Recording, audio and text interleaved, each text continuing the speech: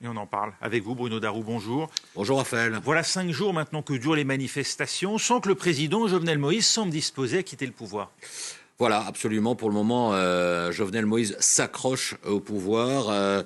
Il dit que sa position est la bonne. Il doit gouverner jusqu'au 7 février 2022. Ses opposants disent qu'il aurait dû s'arrêter ce 7 février. Il y a donc 4 jours. Jovenel Moïse dit qu'il est soutenu, reconnu par la communauté internationale, qui a validé ce timing en quelque sorte. Alors en fait, la crise politique à laquelle on assiste actuellement, elle remonte à l'an dernier, au mois de janvier, quand le président Moïse, en fait, a commencé à gouverner par décret suite à l'échec d'élections législatives. Alors, il en a profité notamment pour créer, par exemple, une nouvelle agence de renseignement national, pour réformer le code pénal et faire du blocage des routes, qui est une des formes courante de manifestations en Haïti, pour en faire un acte terroriste. Alors pendant des mois, les Américains, les Européens, l'Organisation des États américains l'a supplié d'organiser de nouvelles élections législatives pour rééquilibrer les pouvoirs en quelque sorte. Et à la place, effectivement, il avait proposé un référendum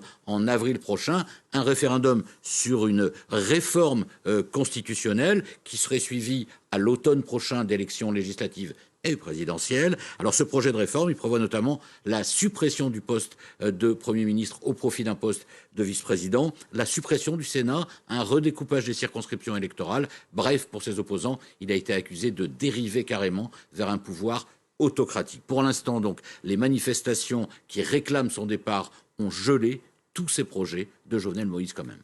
Cette crise, Bruno Darroux, on peut dire qu'elle est le fruit aussi de son action à Jovenel Moïse à la présidence. Oui, parce que ça, c'est la crise politique actuelle et celle qui date d'il y a un an maintenant. Mais en fait, effectivement, il est au pouvoir concrètement depuis le début de 2017. Dès son arrivée au pouvoir d'ailleurs, dès son élection, il y a eu des soupçons de fraude, donc il a été mal élu. En plus, c'était un entrepreneur pas vraiment connu, qui a été mis sur orbite par l'ancien président Michel Martelly. Il a provoqué assez vite la colère d'une bonne partie de la population avec une hausse brutale des tarifs de l'essence à l'été 2018, d'autant que l'inflation pendant ce temps ne cessait de flamber, notamment sur les produits alimentaires, les boissons non alcoolisées,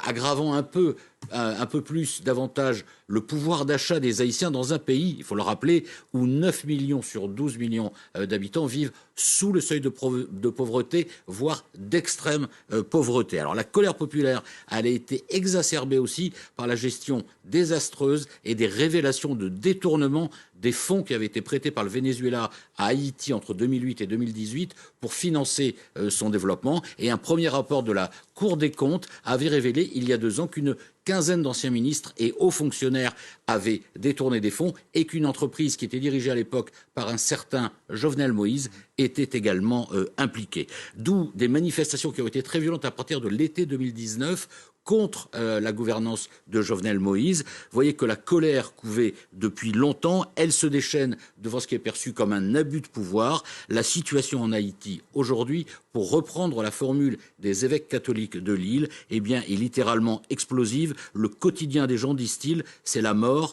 l'assassinat, l'impunité, l'insécurité. Une insécurité qui est notamment propagée par les fameux gangs qui, de plus en plus, apeurent les Haïtiens. Merci Bruno Darroux. Voilà ce qu'on peut dire de la situation en Haïti.